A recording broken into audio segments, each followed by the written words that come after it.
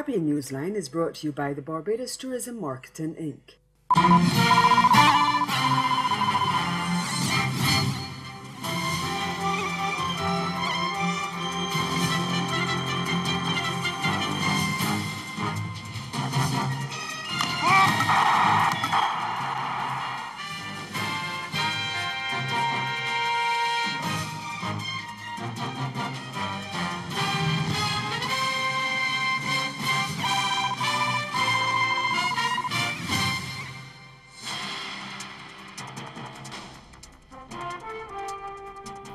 The IMF warns of additional austerity measures for Barbados. Our top story in Caribbean Newsline for Friday, July 13. From the CMC News Center in Bridgetown, I'm Ricardo Roberts. Good evening. Thanks for joining us. The International Monetary Fund, the IMF, Friday warned that a second phase of measures following on from the $1.2 billion austerity package announced by Prime Minister Mia Mottley last month will be needed to bring the Barbados economy out of the doldrums. The warning came at the end of a 10-day visit to the island by an IMF staff team led by Bert Van Selm, which held discussions with various stakeholders on a pending IMF-supported economic recovery and transformation plan. The IMF team said in a release issued at the end of their visit that fiscal consolidation alongside a comprehensive debt restructuring exercise is critical for restoring debt sustainability and policy credibility. And it said the budget approved by Parliament on July 11 was a decisive step in the right direction, but another phase is needed, and it said that the next phase of adjustment would focus on reducing expenditures by improving the efficiency and effectiveness of public services, reducing government transfers to state-owned enterprises by reviewing user fees, exploring options for mergers, and providing stronger oversight. The IMF team said that during the visit, significant progress was made on the plan that could underpin a package of financial support for Barbados. The official said that on their return to Washington, they would continue to analyze the government's comprehensive reform program and remain closely engaged with the Barbadian authorities in the coming weeks. Meantime, the head umbrella agency of private sector organizations in Barbados says citizens should get a say in what is contained in the pending program. Speaking after the team from the Washington-based lending institution met with members of the business community on Thursday, President of the Barbados Private Sector Association, Charles Herbert, said it was clear the pending program would have far-reaching impacts, and he said the issue required broad discussion and debate beyond the social partnership, which comprises government, trade unions, and the private sector. He said the public should also get a say. Herbert's comments also came on the heels of suggestions made earlier this week by President of the National Union of Public Workers, Akani McDowell, that job cuts may be unavoidable, even though his union hoped that it did not have to come to that. Trinidad and Tobago's Prime Minister Dr. Keith Rowley has defended his country's delay in signing on to the protocol that gives rights to the spouses and children of people who move within CARICOM under the Free Movement of Skills regime. Jamaica, Barbados, St. Lucia, Grenada, Suriname, and Haiti signed CARICOM's protocol on contingent rights on the final day of the 39th regular meeting of Conference of Heads of Government of CARICOM in Jamaica last week. The protocol speaks to, among other things, the right of spouses and dependents to access healthcare and education and leave and re-enter for the host country, and the right of the spouses to work in the host country without a work permit. Prime Minister Rowley said at a post-cabinet press briefing on Thursday that Trinidad and Tobago first needs to ensure there are no legal issues in the way. He said his position was no different to that of Jamaica's Prime Minister Andrew Holness, who had excused himself from the meeting to have discussions with his Attorney General before signing the document.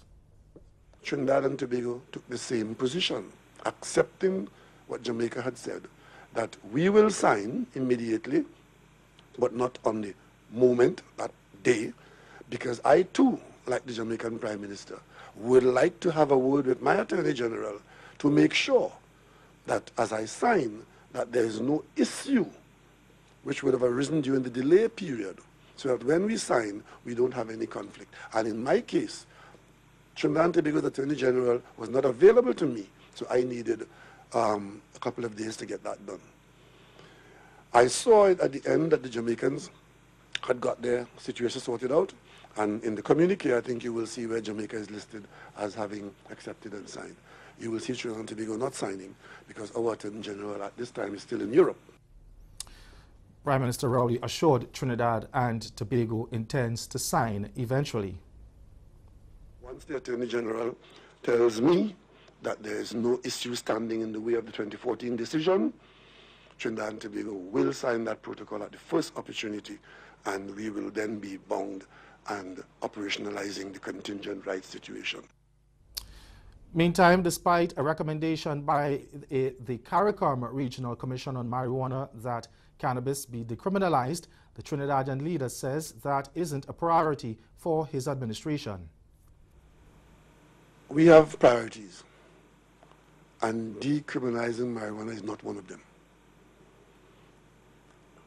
A presentation was made to the conference by those who did the work on marijuana. There are now discussions of marijuana as an economic entity. There are those who are arguing about marijuana as a harmless substance, marijuana as a medicinal breakthrough, and so on and so on. All of this, for the government of Trinidad and Tobago, is still, the jury is still out on the science of this, and therefore we will be guided as it evolves. But at the moment, we are not running any advocacy for decriminalizing marijuana or incorporating marijuana into economic space, because we have some other priorities, and we also are not yet convinced that there's the benefit that some people are asking us to grasp. There are more calls in Jamaica for business opening hours to be extended when there is a state of emergency. The most recent call comes from Spanish Town Mayor Norman Scott, who is calling for the government to assist businesses which have suffered fallout due to the state of emergency in the St. Catherine North Police Division. Parliament recently extended the state of emergency there to October 2nd.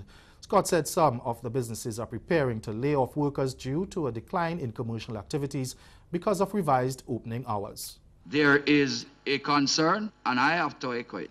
Certainly, our entertainment revenue is completely eroded because people are not using the system to secure their permits any longer. And I'm again calling on the government to let us talk, let us come together and do something so that the ordinary citizens can feel comfortable knowing that yes, crime and shooting, violence are down. Shootings and murders are down.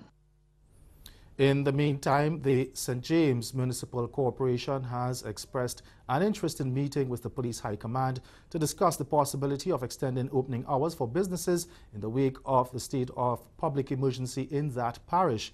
Mayor of Montego Bay, Homer Davis, says that the issue was discussed at Thursday's meeting of the Municipal Corporation. But in the wake of a major reduction in murders and shootings in St. James, he said the security forces have begun to ease some of the restrictions imposed on residents following the declaration of the state of public emergency in January. However, he says a meeting with the police is still necessary to look at the matter of business opening hours. Today's meeting, we took a position that we will be seeking audience with the police for us to discuss with them the continuous state of emergency, as also to discuss the whole question of opening and closing hours of business places. Parties are still being held, but it is held within a certain time factor. People are still going about their business, and it's not a big man or a small man thing. I mean, I've been to rural parts, and people are going to a party or go and see where them apply for them permits, them get police give them go ahead if there is no problem in the area and stuff like that. But the police are the one who assess the threat level. So, the police have to have a final say in what happens, But, I mean, to be frank with you, we're not even noticing that a state of emergency is in Montego Bay. And coming up in Caribbean Newsline, a legal victory for St. Kitts and Nevis opposition leader. We'll be right back. It starts from sunrise, a city filled with an island vibe, music, people, color, friendship, culture, and the warmest of smiles. Come enjoy the unique costumes, pulsating steel pans, exotic culture, exciting fetes, and unforgettable people.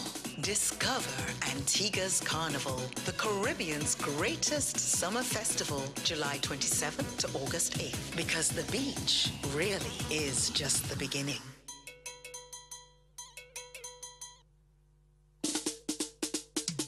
Festival again, festival again, festival again, festival again, festival again, festival again, festival again. The Caribbean's greatest summer line, yeah, it's country around my time. 44 is me here, I know you love it here. Festivities, we love the Caribbean. The all night, no time for sleep. Emancipate with me. Black food and folklore, culture on the 44. Black food and folklore, welcome to our island shore. Black food and folklore, entertainment to die for. Black food and folklore, culture on the 44. Conscience is a bit about his album It Feel Good. In fact, he's planning a tour to promote the album next month. It Feel Good is Conscience's third studio album. Released on March 2nd, the set boasts 16 tracks. He said that the early promotional efforts being handled in North America by his label, Empire, are being carried out in the hip-hop market. But even as he makes preparation for intense promotion, Conscience is studying the market's feedback to a set that demonstrates his diversity.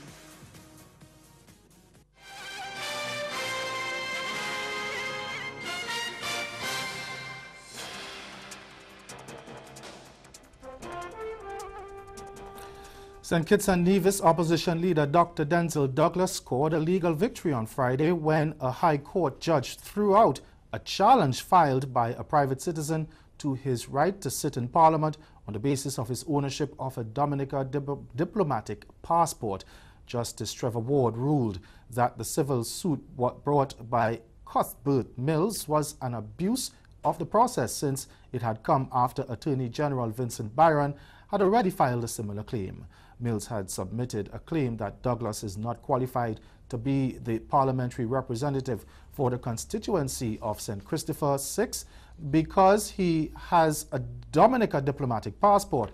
But one of the former Prime Minister's lawyers, Angela Gracie Sukubob, said the court ruled that under the Constitution, Mills was not allowed to bring a second claim or to intervene in the first challenge filed by the Attorney General.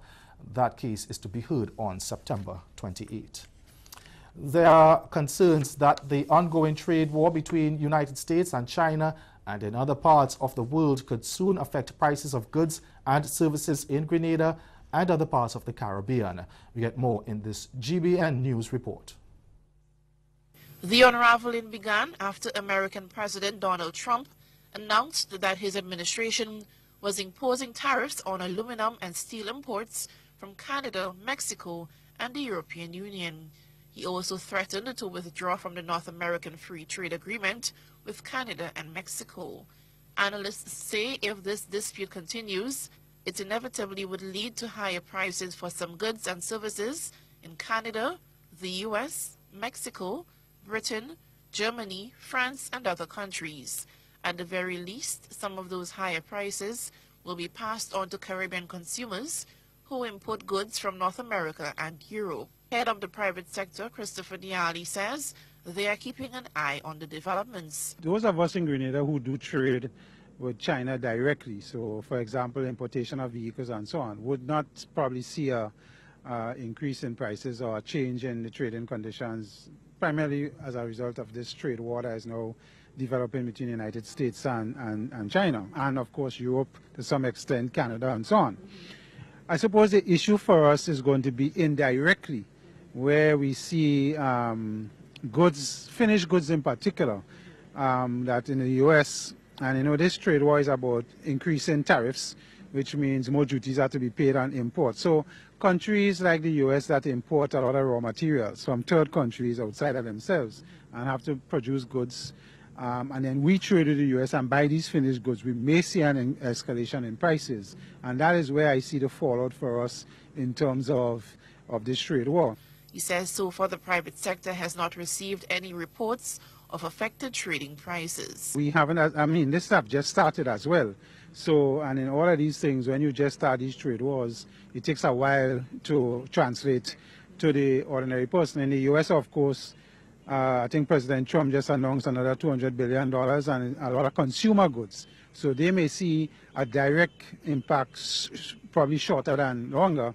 And those of us who buy stuff out of the U.S. may then see some of the effect come translating down to us. And ahead in Newsline Sport, West Indies take control of the second and final test against Bangladesh. Stay with us. Sport is next.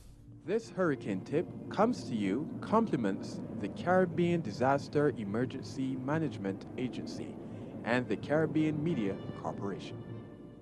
Be prepared.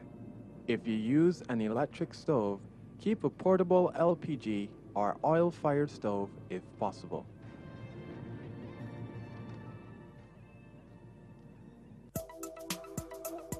Join leading media and communications executives as well as climate change experts in Kingston, Jamaica from August 13 to 15 for the Caribbean Broadcasting Union 49th Annual General Assembly.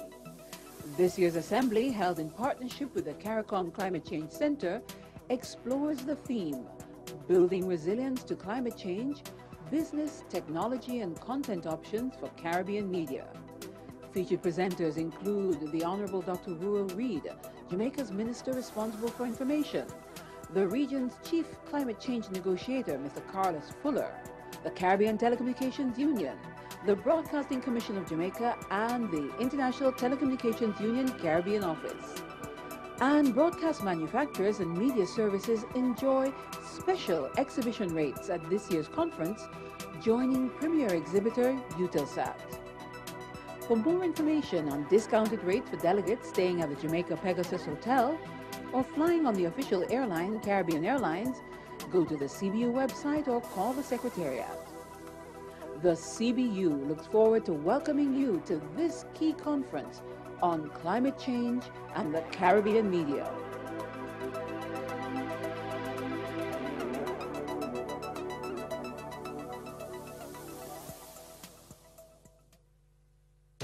Her passion for what she believes is unmatched. You couldn't, I wanted to get to the point where you can shake me off that perfect piece. She's a book-off radio host, philanthropist, and motivational speaker. And I said, I'm going to write you a check for $10,000, which I'm not. Spirit, soul, and body. To get them some help through the transition. I'm Karita D, and you're listening to Girlfriend Get a Life.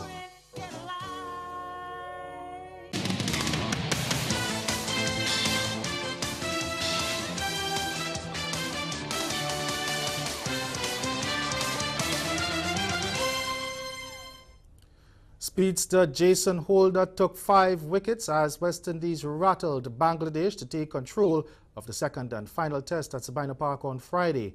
Now responding to the Windies' 354 all-out, Bangladesh slumped at 92 for 4 at tea to be dismissed on 149 all-out.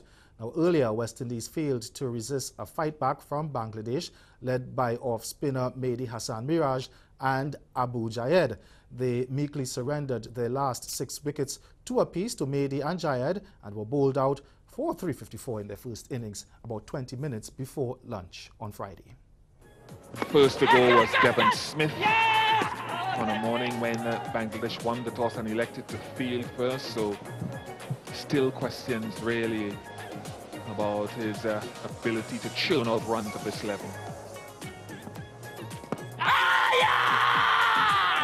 Kieran Powell got one, played down the wrong line and got caught on the crease. Wasn't too much question about that. Then it was Shea Hope, reached forward to one, he wasn't to the pitch of, pushed at it, bounced, turned, and hit the neck of the bat. And Nurul taking a pretty good catch. Next to go was Brathwaite, getting to his 110, as he so customarily does. Bottom hand drags it from outside the off stump, and a sharp catch taken at that mid-wicket position. This was this morning. Shimron Hetmeyer couldn't carry on from his overnight 84, trying to get out of the way of this delivery from Jayed that bounced on him and left him slightly, just getting a feather of an edge. Ruston Chase trapped in front on the crease, one that nipped back and hit him in front of leg stump. It was a procession because Dorrit was the next man to go. Some good bowling by Taiju, flighted, straighter. Leading edge always an option when the ball is spinning as much as it is on this surface.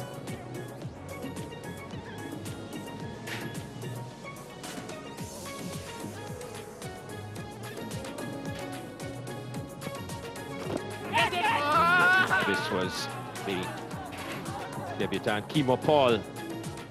Failed to score, gets an inside edge onto the pad and just lobs up to Nominal at forward short leg. Then it was Cummins. This one turned, hit the back pad. Wasn't too much question about that. Then last man to go was Shannon Gabriel, bowled off the inside edge by Jayed, and the West Indies innings had ended on 354. In reply, Captain Shakib Al Hassan struck 32 while opening batsman Tamim Iqbal top scored with 47, but the remainder of the batting buckled under the pressure of the Windies attack. Holder finished with figures of 5 for 44, while Shannon Gabriel claimed 2 for 19. We saw dismantling of Bangladesh's top order with a little bit of fortune going the way of Shannon Gabriel. Bangladesh choosing not to review this. Yes, this was Das, and I would have thought that Tamim Iqbal at the other end may have had a better view. This would have been Mominul. Shannon Gabriel getting him to play across one, close the face of the bat early, and Shea Hope taking a good catch at gully. Jason Holder getting into the act and removing Shakib Al Hassan. You look at Shakib's bat, he's looking to cut, that one just kept coming in. Couldn't get the bat down straight and just played it onto his stumps. Got himself into bad position. Then it was Mamadullah, first delivery, caught on the crease, and Holder had struck again. Jumps back, both legs literally in the crease. Umpire had no problem. Kimo Paul picks up his first wicket in Test cricket with a beauty. Didn't take him long to strike again, and Nurul Hassan is struck. This one should also have been reviewed. Appears he got struck outside the line.